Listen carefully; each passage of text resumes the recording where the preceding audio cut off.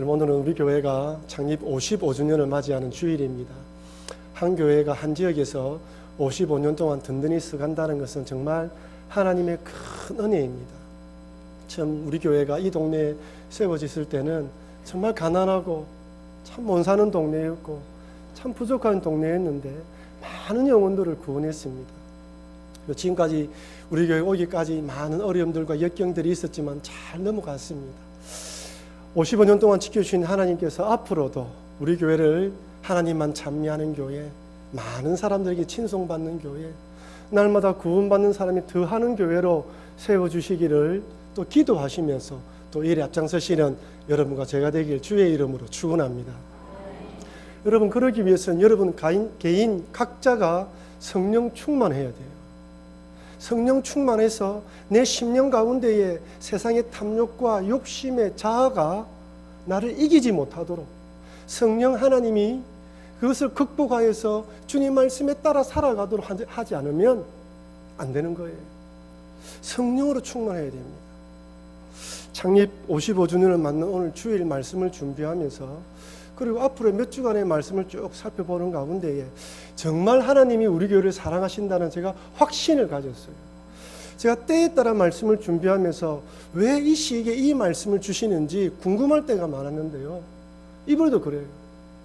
55주년을 맞는 이 주일을 맞이해서 앞으로 한 5주간, 4주간 정도는 우리가 주님 구원받은 백성으로서 어떤 삶을 살아가야 되는지 이 본문 말씀이 우리에게 주시는 거예요.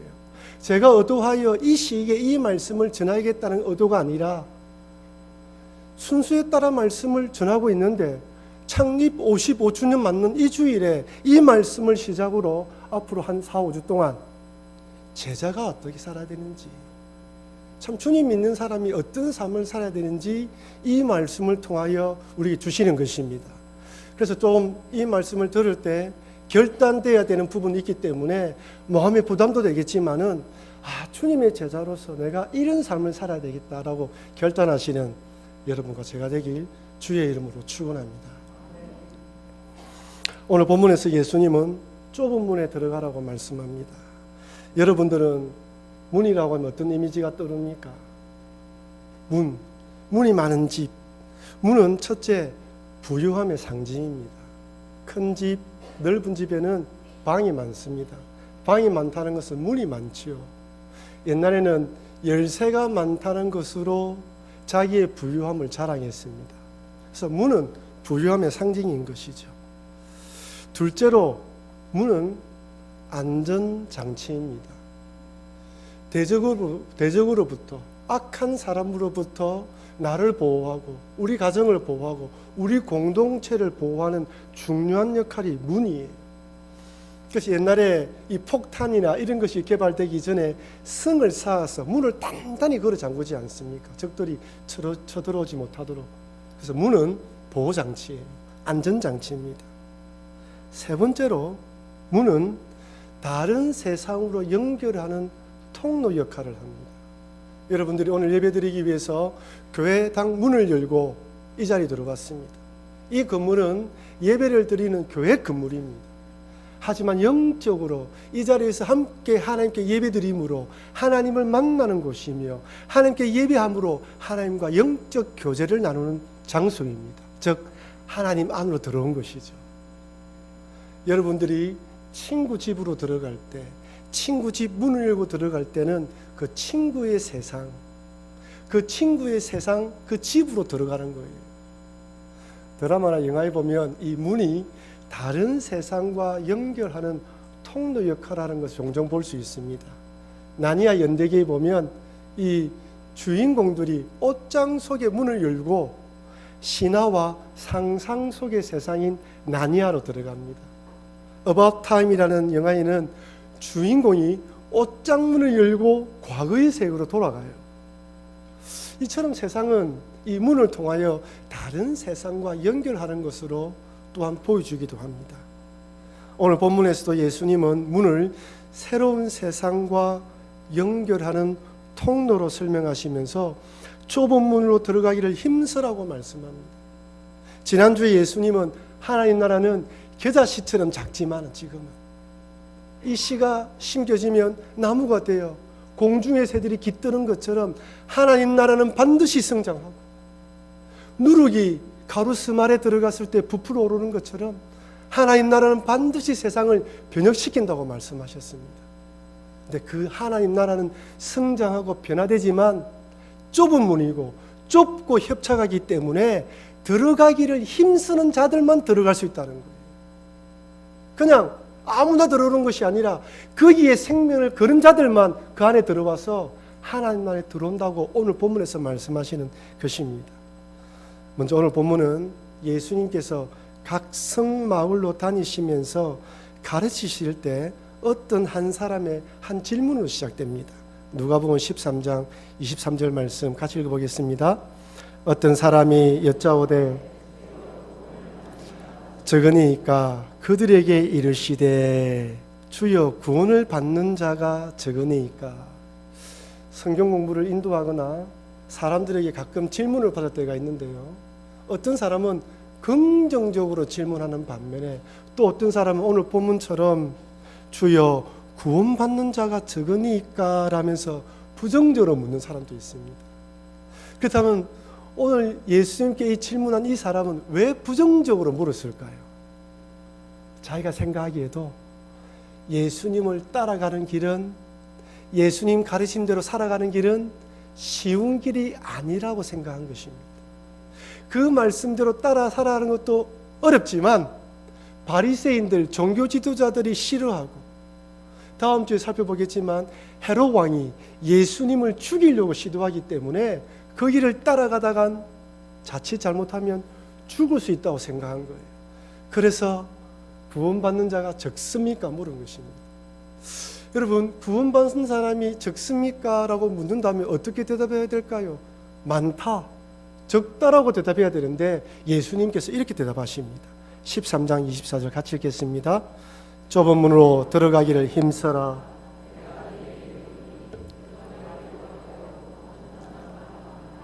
아멘. 좁은 문으로 들어가기를 힘써라. 내가 너희에게 이르노니 들어가기를 구하여도 못하는 자가 많으니라. 적다 많다도 아닌 좁은 문으로 들어가라고 말씀하셔요. 마치 동문서답처럼 보입니다. 하지만 깊은 의미가 포함되어 있어요. 구원받는 문은 좁은 문이지만 들어가기를 힘쓰는 자는 누구든지 들어갈 수 있다는 거예요. 좁은 문이지만 노력하고 애쓰고 그 문으로 들어가기 힘쓰는 자는 누구든지 들어온다는 것입니다. 제가 헬라어 원문을 찾아보니까요, 여기 힘쓰라는 헬라어의 뜻은 운동선수들이 경기에서 상을 얻기 위해서 애쓰고 노력하고 경쟁할 때 사용되는 단어입니다. 여러분, 올림픽 경기가 언제부터 시작된 줄 아십니까? 기원전 776년부터 시작됐어요. 예수님이 이 땅에 오시기 전 700년 전에 시작된 거예요.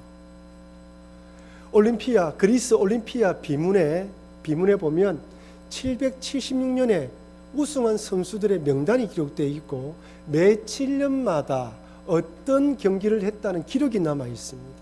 그래서 옛날부터 운동선수들은 우승하기 위해 애를 쓴 거예요. 예수님이 그 모습을 보고 그런 사람들처럼 좁은 문에 들어오기를 힘쓰라는 것입니다. 좁은 문에 대해서 오늘 본문에서는 상세하게 설명되어 있지 않지만 마태복음에서는 이렇게 설명합니다. 마태복음 7장 13절 14절 말씀 같이 읽겠습니다. 좁은 문으로 들어가라. 멸망으로 인도하는 문은 크고 그 길이 넓어 그리로 들어가는 자가 많고 생명으로 인도하는 문은 좁고 길이 협착하여 찾는 자가 적음이라. 좁은 문은 좁고 협착하지만 생명의 길입니다. 넓은 문은 넓은 길이지만 멸망이에요. 이 단계를 잘 기억해야 됩니다. 문을 열면 길이 열립니다. 끝이 있습니다.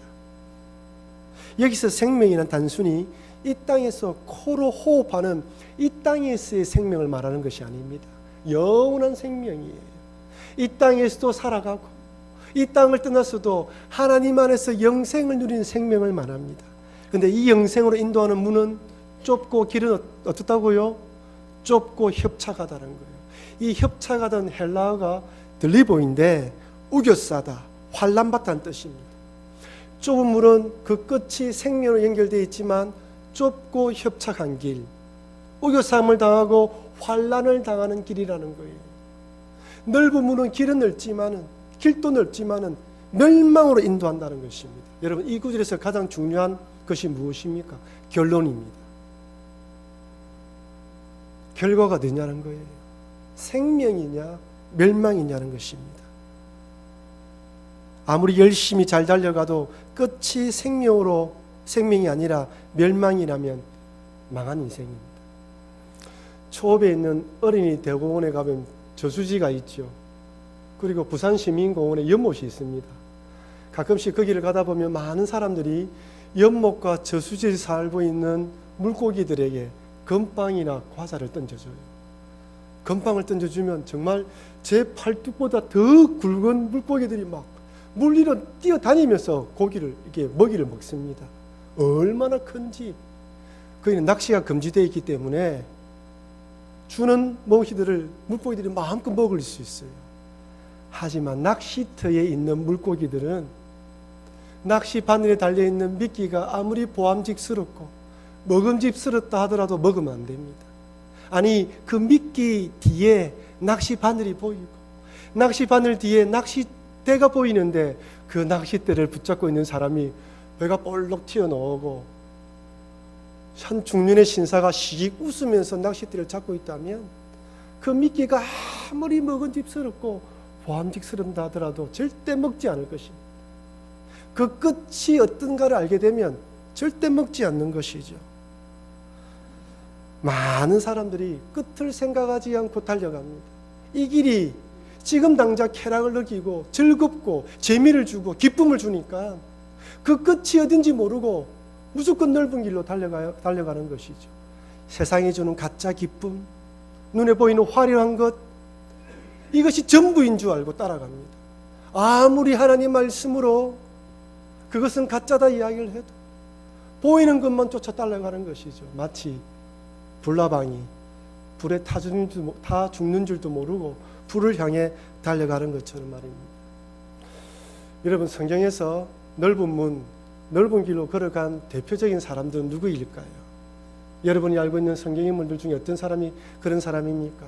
제가 보기에는 누가복음 16장에 부자와 거짓 나사로에 나오는 부자이고, 우리가 지난번에 살펴보았던 누가복음 12장에 나오는 어리석은 부자인 것 같습니다.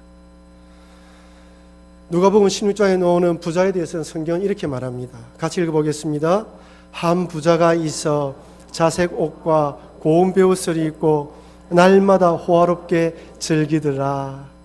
여러분, 자색 옷, 고운 베옷, 호화로운 삶, 오늘날로 바꾸면 어떻게 이야기하겠습니까? 명품 옷, 브랜드 신발, 그죠? 세상 사람들이 모두가 추구하는 삶이에요. 이 당시에 있는 이 부자는 모든 사람들이 부러워하고 그 사람처럼 되기를 갈망하며 살아갔던 사람입니다.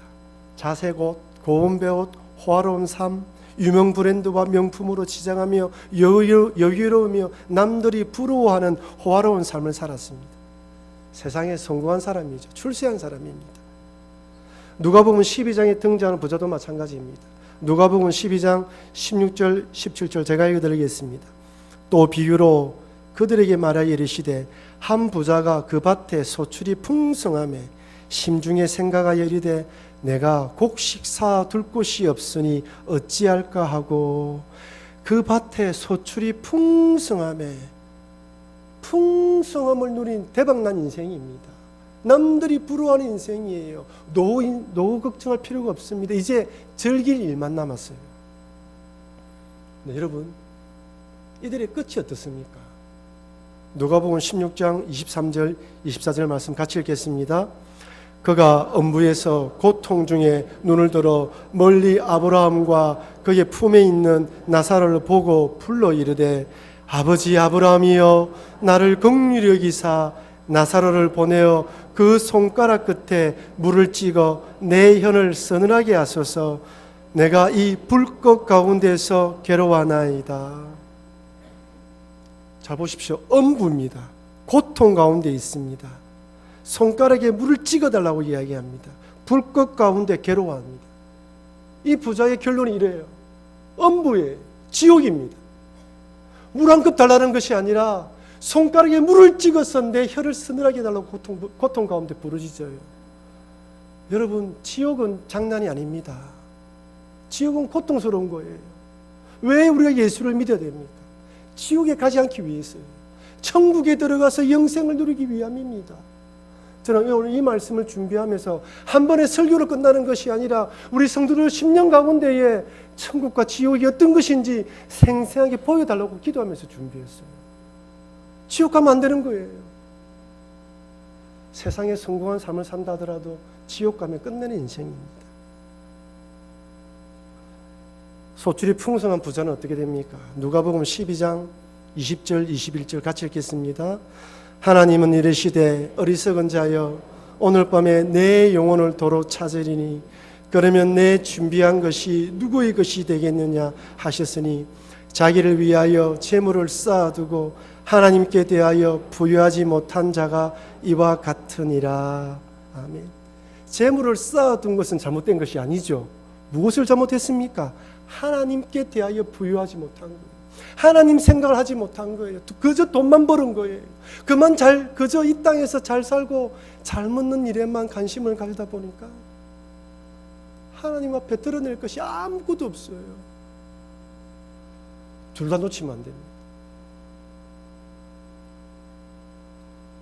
어리석은 자이며 하나님에 대해 부유하지 못한 자, 이것이 이 땅에서 성공했지만 영생을 준비하지 못한 사람들, 즉 넓은 길로 간 사람들이 하나님 앞에 섰을 때 받는 평가입니다.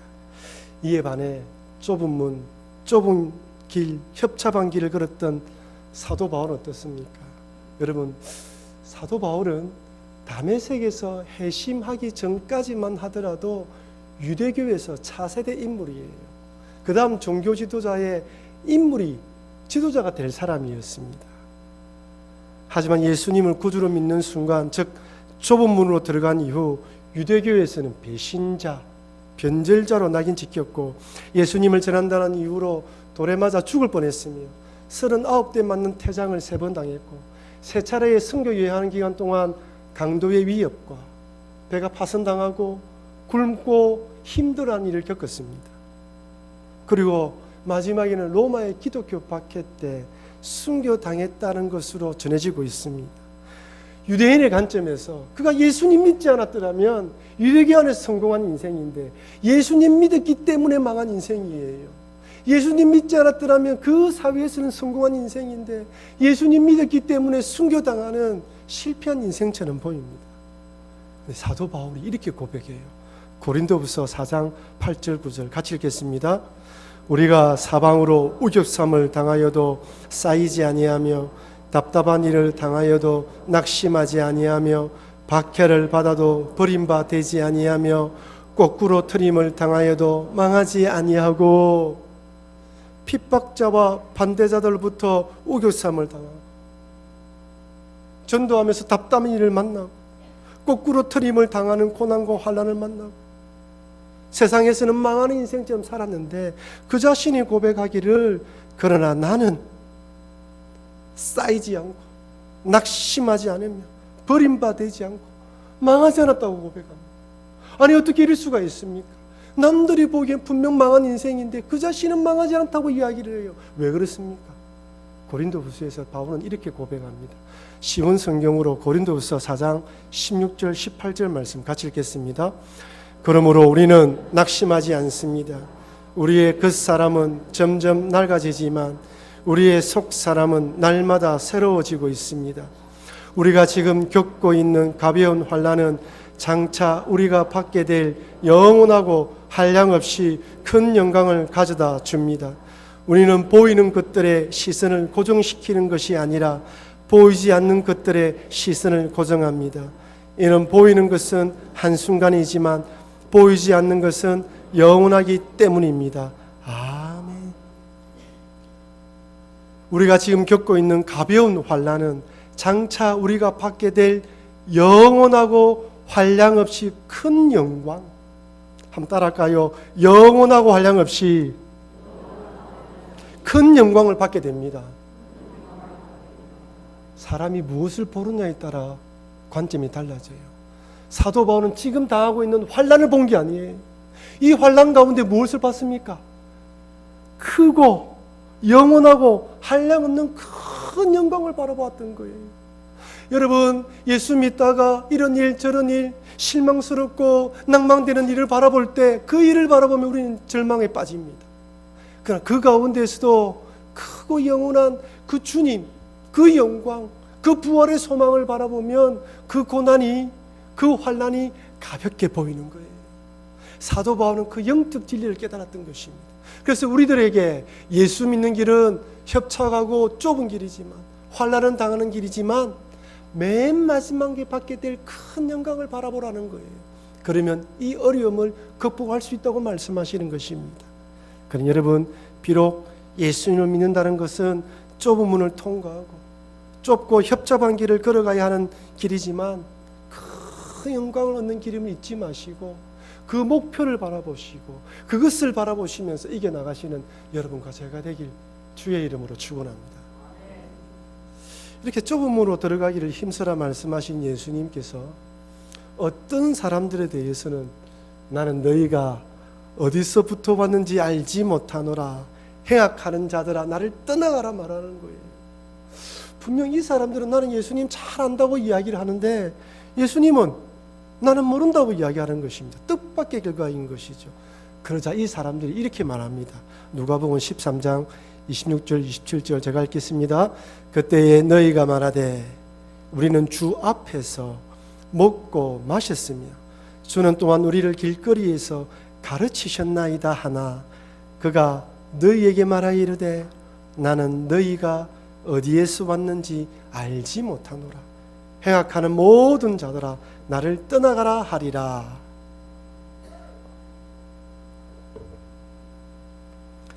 우리는 주 앞에서 먹고 마셨습니다. 무슨 말씀입니까? 여러분, 유대인들에게 식사 교제는 친근함의 표현이에요. 친한 사람들과 식사하잖아요.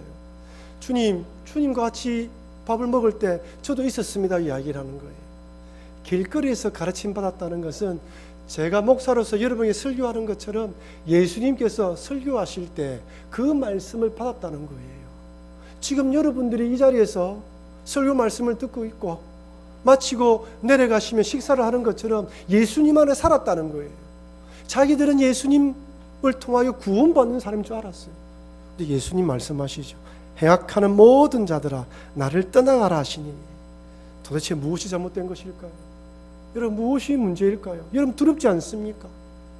혹이 마지막 날에 예수님으로부터 우리가 이런 평가를 받는다면 어떻게 되겠습니까? 이 사람들은 예수님을 따르긴 따랐는데 제자로서 따른 것이 아니라 구경꾼으로, 팬으로 따른 거예요. 한 무리로서 따른 거예요. 오병이어의 기적을 베풀 때 그 자리에서 예수님이 베푸는 기적으로 떡을 먹었지만 그래서 그 이후로 예수님을 하나님의 아들로 영접한 것이 아니라 야, 대단한 능력을 행하는 메시아구나 정도만 생각하고 그 예수님을 자기의 구주로 모시지 않은 사람입니다. 예수님의 제자로 따른 것이 아니라 마치 구경꾼처럼 팬처럼 따랐기 때문에 예수님부터 이런 책망을 받게 됩니다. 지금 한류바람이 전 세계에 불고 있습니다. 우리나라의 BTS, 방탄소년단이라 부르는 7인조 남성 그룹이 우리나라를 넘어서 남미, 유럽, 미국 전 세계로 지금 전 세계 젊은이들이 좋아해요. 영국에서 콘서트를 하는데요. 하얀 백인 아이들이, 파란 눈을 가진 백인 소녀들이 그 한국 가사가 무엇인지 아는지 그 노래를 듣고 울어요. 그 콘서트를 들으려고 2박 3일 동안 줄을 서고 기다리고 있습니다. 음악계에서는 비틀즈를 넘어서는 차세대 그룹이라고 이야기할 정도입니다. 한류 그룹이 이렇게 전 세계로 퍼져나가자, 유행처럼 퍼져나가자 선교사님들에게는 큰 도움이 됩니다. 서로 한글을 배우려고 하기 때문에 클래스를 오픈하면, 한글 선생 자격증만 있으면 클래스를 오픈하면 사람들이 몰려오기 때문에 복음 전하기 쉽다는 거예요. 2011년도에 제가 다시 뉴질랜드를 갔을 때 아이들이 학교에 공부하러 가게 되었습니다. 정말 그러자 이란에서 온 아이가 대장금 이야기를 하더라고요. 소말리아에서 이민 온 아이가 한국 드라마 이야기를 해요. 한국 드라마 이야기를 하면 한국 드라마에 나온 주인공 이야기를 해요. 옛날에 1970년대 미국으로 우리 한국 사람들이 이민 가면 못 사는 나라, 가난한 나라, 동양에 온 사람이라 얼마나 천대받았습니까? 지금 위상이 많이 달라졌다고 합니다. 한국에서 왔다고 하면 이 연예인 아니냐고 이야기를 하고 한국말을 가르쳐달라고 한대요. 여러분, 이렇게 전 세계 뜨는 가수들이나 또한 연예인들이 있습니다. 이런 연예인들과 가수들 뒤에는 팬이 있어요. 팬. 이 팬들이 얼마나 연예인들 좋아하는지 몰라요. 제가 말씀드린 것처럼 그 연예인을 가까이 보는 것만으로 감격해하며 눈물을 흘립니다. 하지만 팬은 팬입니다. 자기에게 기쁨을 주고 즐거움을 줄 때는 팬으로 남지만 그렇지 않으면 언제든지 떠납니다. 이 연예인보다 더 나은 연예인이 생겨나고 그 연예인이 자기 마음에 좋으면 언제든지 자리를 옮기는 것이죠. 팬으로 예수님 믿는다는 것은 예수님 외에 다른 것이 있으면 언제든지 옮긴다는 것입니다. 팬으로 예수님 믿는다는 것은 예수님으로 인해서, 교회로 인해서 실망하고 낙심되는 일이 있을 때 언제든지 자리를 옮기는 거예요. 제자는 그럼에도 불구하고 그 주님을 끝까지 따라가는 자입니다. 고난이 있다 할지라도 내 기도대로 응답되지 않는다 할지라도 주의 뜻이 있음을 믿고 그 길을 따라가는 사람이 제자입니다. 2012년 출간된 카일 아드리만 목사님이 지은 팬인가 제자인가라는 책이 있습니다. 이 책에는 예수님을 내가 팬으로 따르고 있는지 제자로서 섬기고 있는지 점검할 수 있도록 4가지 문항이 주어집니다. 그 첫 번째가 무엇이냐면 무엇을 위해 돈을 쓰고 있는가입니다. 너희 보물이 있는 곳에 너희 마음이 있다고 말씀하셨어요. 한 사람이 두 주인을 섬기지 못할 것이니 혹 이를 미워하고 저를 사랑하거나 혹 이를 중히 여기고 저를 경히 여김이라. 너희가 하나님과 재물을 겸하여 섬기지 못하느니라. 그 사람이 돈을 어디에 쓰는가를 보면 그 사람 마음이 어디에 있다는 걸 아는 것이죠. 종교개혁을 일으킨 마틴 루터도 3가지를 회심하라고 이야기를 합니다. 그리스도인에게 3가지 회심이 필요하다. 가슴의 회심, 정신의 회심, 그리고 돈 지갑의 회심. 가슴의 회심은 예수 그리스도를 구주로 받아들인 믿음을 말하겠죠. 정신의 회심은 예수를 믿음으로 나의 삶의 가치관이 예수님으로 변하는 것입니다. 물질을 쫓아가는 삶, 정욕과 욕망을 따라가는 삶이 아니라 그 말씀을 쫓아가려고 몸부림치는 것, 그리고 돈 지갑의 회심이라고 말합니다. 여러분들은 여러분의 물질을 어디에 사용하고 계십니까? 두 번째로 힘들 때는 어디에서 위로를 얻는가라고 살펴보라고 이야기를 합니다. 직장 생활하기, 사업하기 너무 힘들지 않습니까? 경제적으로 너무 어렵지 않습니까? 힘들고 어렵다 보니까 사람들이 스트레스를 받으면 어떤 사람은 폭식을 합니다. 먹는 것으로 푸는 사람이 있어요. 또 어떤 사람은 사람을 찾아다닙니다. 이 사람, 저 사람 만나기도 하고요. 어떤 사람은 또한 게임이나 이런 스포츠에 일광하기도 합니다. 또 어떤 사람은 아예 일에 파묻혀 살아요. 잊어버리기 위해서. 사람을 찾아서 위로받고 가족들에게 위로받는 것은 잘못된 것은 아닙니다. 근데 중요한 것은 가족들로부터 위로받는 것, 그것으로 위로받는 것이 주님으로 보낸 위안자로 생각하느냐, 아니면 그 사람이 주님이 있어야 할 그 자리에 앉아 있느냐는 거예요. 가끔 사람들과 만나서 이야기를 해보면 어떤 분은 그런 이야기를 해요. 목사님, 저를 위해서 기도해 주는 선교사님이 계시고 목사님이 계시고 누가 계십니다. 좋은 거예요. 영적으로 좋은 관계를 이룬 것입니다. 하지만 때로는 어떤 분은 너무 맹목적으로 종속적으로 매이는 것 같아요. 그분이 말하면 무조건 믿어요. 그분이 말하면 무조건 따르려고 해요. 분별하지 않고 따르려고 합니다. 여러분의 기도해 주시는 분은 좋은 분입니다. 하지만 그분이 하나님이 아니에요. 목사는 하나님을 대신한 사람이 아닙니다. 인격적인 관계에서 존경할 수 있지만 종속되면 안 되는 거예요. 그 사람에 대해서 너무 좋아할 필요도 없고 그 사람에 대해서 너무 실망할 필요도 없어요. 목사와 성도의 관계, 여러분이 존경하는 선교사님, 여러분이 존경하는 그 믿음의 선배의 관계에서도 마찬가지입니다. 존경은 하되 종속되면 안 돼요. 그분이 하나님 자리까지 찾아면 안 된다는 것입니다. 그래서 내가 힘들 때 누구를 위한 자로 삼고 있는가? 오직 예수 그리스도입니다. 오직 말씀을 통한 위로와 오직 말씀을 통한 은혜로 살아가야 되는 것이죠. 세 번째로, 어느 때 화가 나거나 짜증이 나는가입니다. 사람들마다 소중하게 생각하고 귀하게 생각하는 게 있어요. 어떤 사람은 인간관계를 중요하게 생각합니다.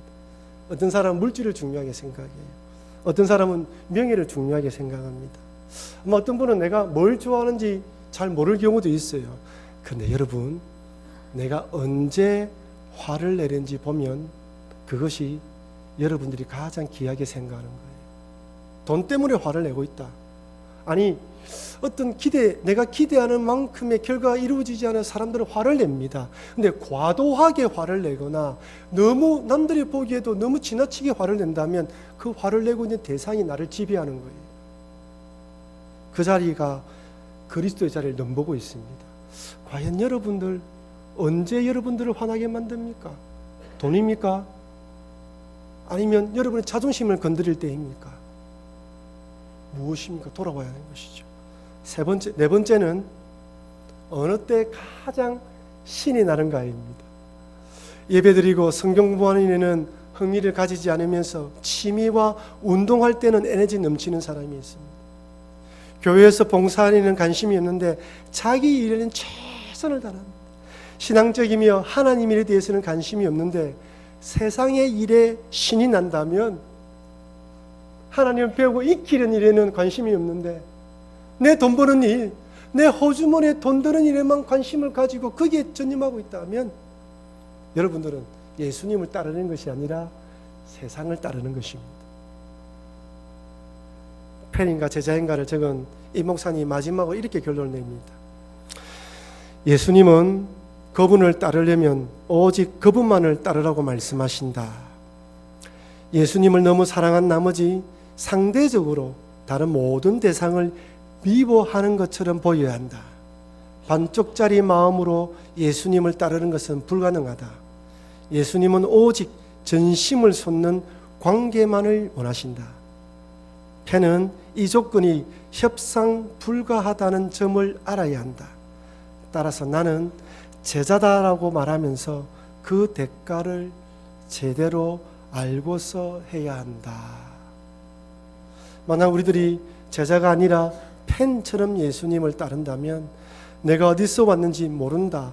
해악한 자들아 나를 떠나라고 말씀하시면서 쫓아내실 것입니다. 사랑하는 성도 여러분, 예수님은 겨자씨와 누룩의 비유를 통해 하나님 나라는 성장하고 세상을 변화시킬 것이라 말씀하셨습니다. 하지만 그 하나님 나라는 좁은 문을 통과하고 좁고 협착한 길을 걸어가야지만 주어지는 나라입니다. 그래서 그 나라를 향하여 들어가기를 힘쓰라고 말씀하시면서 그 길을 끝까지 달려가라고 말씀하시는 것입니다. 그러니 좁은 문에 들어가기를 힘쓰시면서 그 길을 성실하게 걸어가시는 여러분과 제가 되기를 주의 이름으로 축원합니다. 구경꾼이나 팬이 아니라 주님의 제자로서 우리의 생명이 끝날 때까지 이 길을 잘 걸어가셔서 마지막 날에 영원하고 중한 그 영광을 받아 누리면서 기뻐하시기를 주의 이름으로 축원합니다.